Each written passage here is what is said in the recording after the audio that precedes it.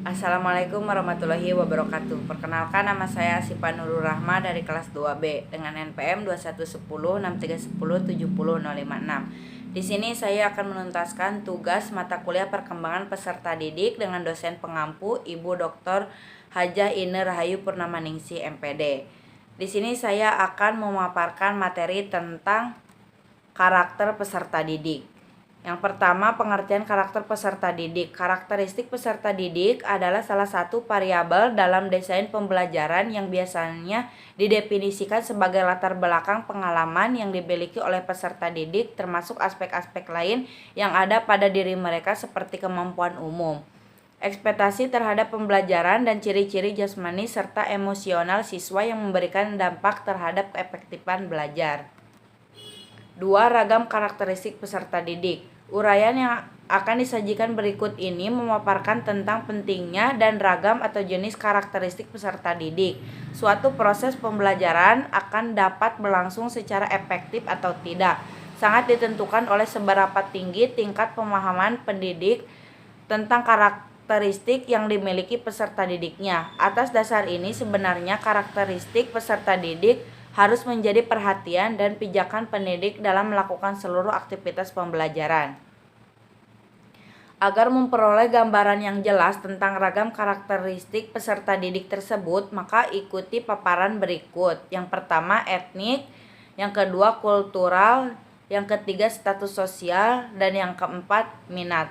A. Perkembangan kognitif. Tingkat perkembangan kognitif yang dimiliki peserta didik akan mempengaruhi guru dalam memilih dan menggunakan pendekatan pembelajaran, metode, media, dan jenis evaluasi.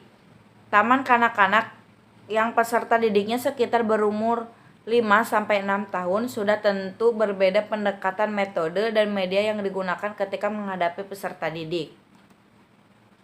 0,0 sampai 2,0 tahun tahap sensoriomotorik, 2,0 sampai 7,0 tahun tahap preoperasional, 7,0 sampai 11,0 tahun tahap operasional konkret, 11,0 sampai 15,0 tahun tahap operasional formal.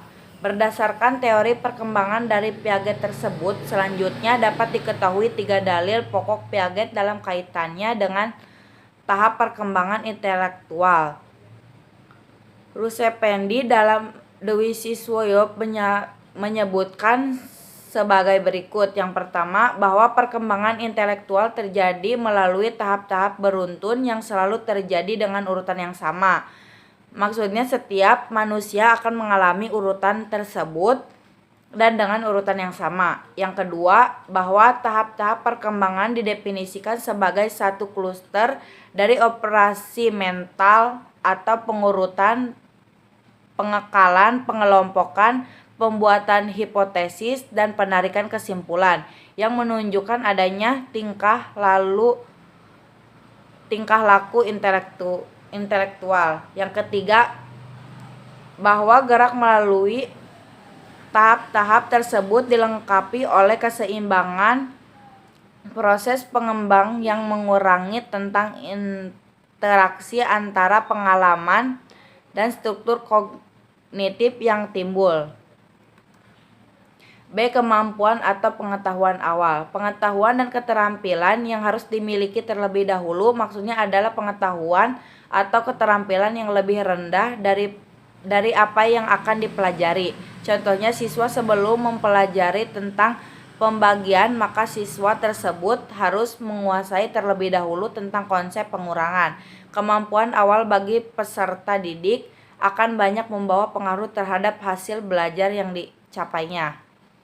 C. Gaya belajar. Gaya belajar menurut Mas Ganti didefinisikan sebagai cara yang cenderung dipilih seseorang untuk menerima informasi dari lingkungan dan memproses informasi tersebut.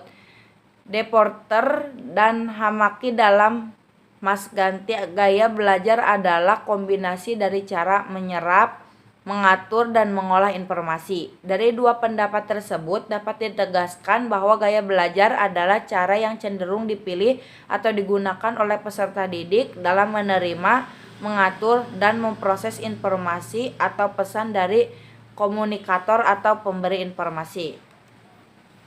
Oleh karena itu, pendidik dalam melakukan proses pembelajaran selain melakukan presentasi atau ceramah juga dapat satu menggunakan media rekaman seperti kaset audio atau CD audio pembelajaran. Yang kedua, peserta didik diajak untuk berpartisipasi dalam diskusi. Yang ketiga, upayakan suasana belajar jauh dari kebisingan atau keributan. Yang keempat, dapat menggunakan musik untuk mengajarkan suatu topik atau materi pembelajaran tertentu. Yang kesatu, perkembangan moral dan spiritual. Yang kedua, perkembangan emosi. Yang ketiga, motivasi. Yang keempat, perkembangan sosial. Kesimpulan, peserta didik dalam suatu kelas atau sekolah memiliki karakteristik yang berbeda-beda. Perbedaan yang ada perlu dikelola secara baik. Namun, jika perbedaan tersebut tidak dikelola secara baik, maka akan menimbulkan permasalahan-permasalahan dalam pembelajaran. Karakteristik peserta didik banyak ragam, yaitu etnik, kultural, status sosial, minat, perkembangan kognitif, kemampuan awal, gaya belajar, motivasi, perkembangan emosi, perkembangan sosial, dan perkembangan moral dan spiritual, dan perkembangan motorik. Sekian pemaparan materi dari saya, kurang lebihnya mohon maaf. Wassalamualaikum warahmatullahi wabarakatuh.